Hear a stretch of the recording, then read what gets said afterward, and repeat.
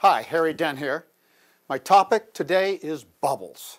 I'm sitting watching CNBC day after day over the holidays and here in early January, and all I hear is one economist, one analyst after the next coming out and saying why this isn't a bubble.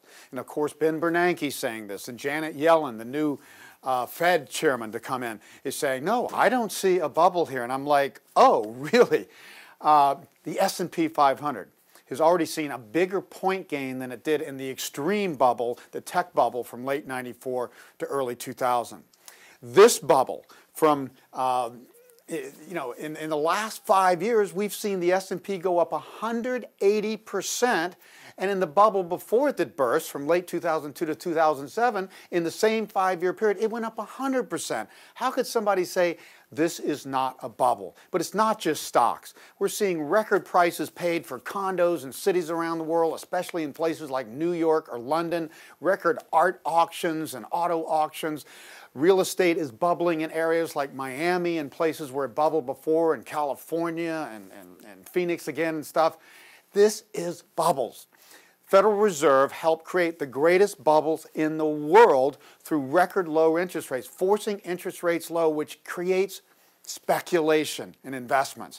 And then when the bubble really burst in 2008, their only solution has been to keep the bubble going forever. Now just think about this for a moment. How stupid is this going to look in history that governments and central banks said our only policy solution after creating the biggest bubble in modern history is to keep it going forever? Now, why is this? Because they know how difficult it will be when bubbles burst. Ben Bernanke studied the Great Depression. Debt deleveraging, bubbles bursting, and financial assets destroys a lot of wealth and money and debt in a short period of time, and it's very, very, very painful. Now, same thing with investors. Investors buy into the bubble. They don't want it to end. It's a free high. It's a free ride. And they know that it's going to be difficult on the other side. And people now have finally got confidence. People really were skeptical of this rally for the early years, but now that it's been 5 years and governments have so much resolve and they're holding hands around the world and stimulating together higher and higher. But of course we know you can't drive a bubble higher. The consequence of QE, I've said this for years, quantitative easing and printing money is not inflation in consumer prices, it's inflation in financial assets. And when you create bubbles again, they're going to have to burst. So what I'm going to do here, I've got a new book coming out. It just came out January 7th, The Demographic Cliff. I look at a lot of topics, but in chapter 5, I look at a short history of bubbles. And there's 10 summary principles. Number 1, all growth and evolution is exponential, not linear. Number 2, all growth is cyclical, not incremental. Number 3, bubbles always burst. There are no exceptions. Number 4, the greater the bubble, the greater the burst. Number 5, bubbles tend to go back to where they started or a bit lower. Number 6, financial bubbles tend to get more extreme over time as credit availability to fuel them expands as our incomes and wealth expand.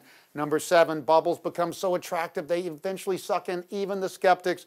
Number 8, no one wants the high and easy gains to end, so we go into denial as the bubble evolves, especially in the latter stages. Number 9, major bubbles occur only once in a lifetime, so it's easy to forget the lessons of the last one. And finally, number 10, bubbles may seem fruitless when they burst, but they actually serve an essential function in the process of innovation and human progress. So don't be like everybody out there believing this isn't a bubble. This is a major bubble. We've seen every bubble go to higher highs and then crash to lower lows. The 2000 bubble, then the 2007 bubble, and now the 2013-14 bubble.